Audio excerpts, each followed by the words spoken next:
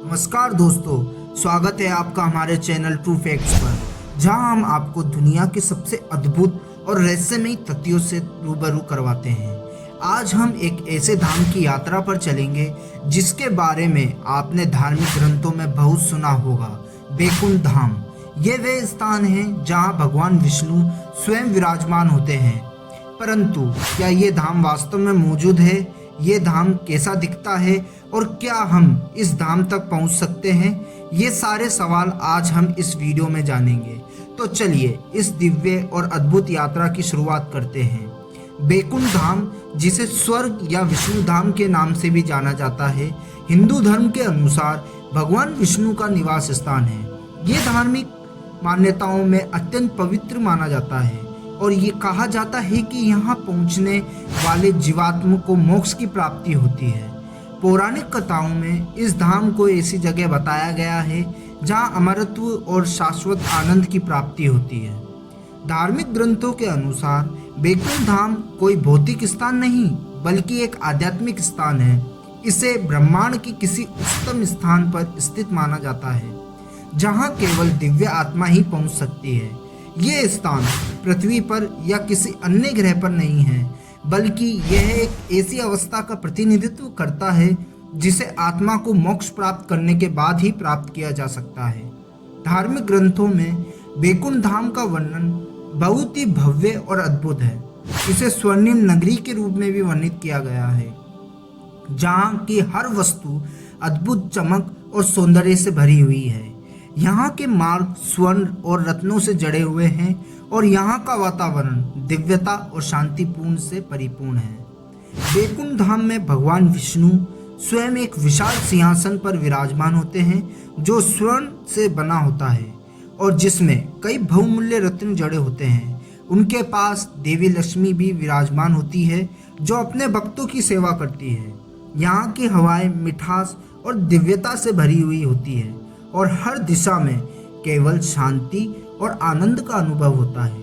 इस धाम की सुंदरता का वर्णन करने के लिए शब्द कम पड़ जाते हैं क्योंकि ये स्थान हमारी धरती के किसी भी स्थान से परे है। अब सवाल उठता है कि क्या बैकुंठ धाम तक पहुंचना वास्तव में संभव है?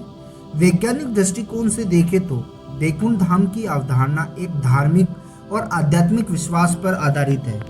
हमारे आधुनिक विज्ञान और प्रौद्योगिकी के अनुसार कोई ऐसा स्थान नहीं है जिसे हम बैकुंठ धाम कह सकते हैं और जहां भौतिक रूप से पहुंचा जा सके। बैकुंठ धाम की यात्रा भौतिक रूप से संभव नहीं है क्योंकि ये एक आध्यात्मिक अवस्था का प्रतीक है। धर्म ग्रंथों के अनुसार बैकुंठ धाम तक पहुंचने का मतलब है कि आत्मा ने अपने सभी कर्मों से मुक्ति पा ली है और वह मोक्ष की स्थिति में पहुंच गई है। ये धाम कोई भौतिक स्थान नहीं बल्कि आत्मा की शांति, दिव्यता और अमरता की अवस्था का प्रतिनिधित्व करता है।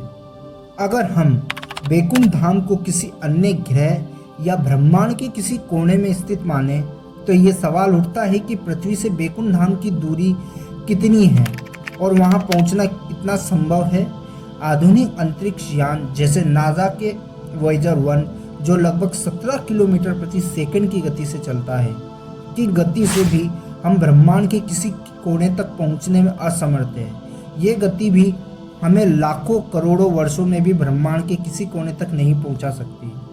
आधुनिक विज्ञान की दृष्टि से बैकुंठ धाम की अवधारणा एक आध्यात्मिक और धार्मिक विश्वास पर आधारित है। हमारे वर्तमान विज्ञान और प्रौद्योगिकी के अनुसार ऐसी कोई भी तकनीक नहीं है जो हमें बैकुंठ धाम जैसे किसी स्थान तक ले जा सके। लेकिन अगर हम भविष्य में किसी ऐसी तकनीक का विकास कर पाए जो हमें प्रकाश की गति से या उससे भी गति से यात्रा करने में सक्षम बना दे, तब शायद हम इस रहस्यमय धाम की यात्रा कर सकते हैं। तो दोस्तों, बैकुंठ धाम की यात्रा का ये विचार एक आध्यात्मिक और धार्मिक विश्वास पर आधारित है। ये हमें सिखाता है कि स्वर्ग जैसी स्थिति को पाने के लिए हमें अपने जीवन में शांति, सत्य और धर्म का पालन करना चाहिए।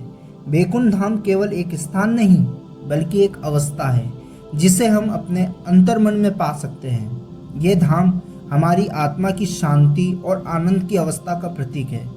इस वीडियो में हमने जाना कि बैकुंठ धाम कैसा दिखता है, इसका स्थान क्या है और वहाँ पहुँचना कितना संभव है।